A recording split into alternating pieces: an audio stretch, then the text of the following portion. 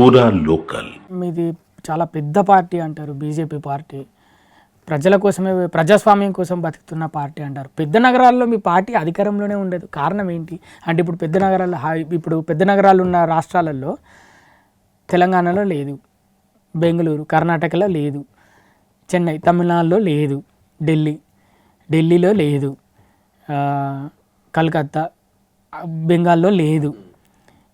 ఇట్లా కొన్ని రాష్ట్రాలు చూసుకుంటే పెద్ద నగరాలలో అసలు మీ పార్టీ అధికారంలో ఉండదు. కారణం ఏంటి? పెద్ద నగరం ఎందుకు లేదు మా పార్టీ? ఎక్కడ ముందునే గెలిచినాం మొన్న మహారాష్ట్రలో. మహారాష్ట్ర మొన్న గెలిచిరు. ముంబై ఎవరిది? మొన్న ఎందుకు అంత ముందు 5 years మేమే ఉన్నాం. అందుకని 2014 నుంచి మేము ఉన్నాం. మధ్యలో ఒక 2 సంవత్సరాలు వచ్చారు, మళ్ళీ వాళ్ళే బయటకు వెళ్ళిపోయారు. ఎందుకని ఆర్థిక రాజ్యం మా ముంబైలో మేమే ఉన్నాం. ఢిల్లీలో కూడా ఒక సపోర్ట్ ఉండే, కానీ ఢిల్లీలో మేము ఇప్పుడు లేము. మేము ఒప్పుకున్నాం కదా దానికి. హైదరాబాద్ రాబోయే రోజులు వస్తాం మేము. హైదరాబాదు సౌత్లో కొంచెం, చెన్నై కొంచెం మనకు అప్పటి నుంచి పార్టీ లేదు కాబట్టి కొంచెం వీక్ ఉన్నాం చెన్నైలో గట్రా, అది ఒప్పుకోవాలి. ఖచ్చితంగా రానున్న రోజులు అన్ని రాష్ట్రాలలో అధికారంలోకి అన్ని రాష్ట్రాలు వస్తాం. ఇప్పుడు పశ్చిమ బెంగాల్ కూడా బీజేపీ వస్తుంది. పశ్చిమ బెంగాల్ ఇప్పుడు మొత్తం మొన్న ఒక అమ్మాయి మీద అత్యాచారం కేసు కావచ్చు, కానీ ప్రజలు అలా విసిగిపోయారు. అంటే మమతా బెనర్జీ మీద విసిగిపోయారు వాళ్ళు. మమతా బెనర్జీ మీద విసిగిచ్చిపోయారు వాళ్ళు.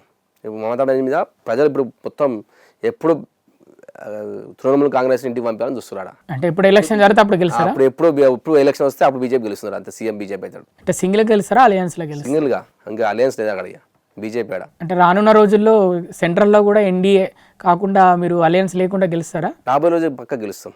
ఎందుకంటే మాకు బూస్ట్ ఇచ్చింది కదా, ఇప్పుడు మహారాష్ట్ర బూస్ట్ ఇచ్చింది. అదేవిధంగా అంతకుముందు ఒడిశా గెలిచినాం 24 ఎలక్షన్లో.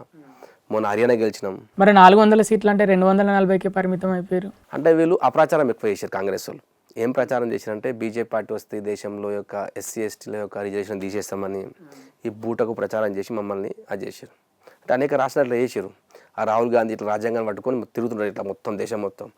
బీజేపీ అధికారంలోకి వస్తే రాజ్యాంగం రద్దు చేస్తుంది, ఎస్టీ ఎస్టీల యొక్క రిజర్వేషన్ తీసేస్తాను పెద్ద పెద్ద హామీలు ఇచ్చాడు. కానీ ప్రజలు కొంతమంది విశ్వసించారు. అది ఇప్పుడు ప్రజలకు మళ్ళీ అర్థమైంది ఇప్పుడు.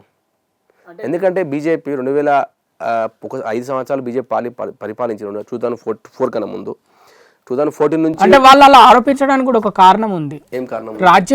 రాజ్యాంగంలో లేని కొన్ని విషయాలను కూడా పరిపాలనలోకి ప్రస్తావనకు తీసుకొస్తారు బీజేపీ పార్టీ వాళ్ళు. దాంట్లో ఒకటి జమిలీ ఎలక్షన్స్ కూడా.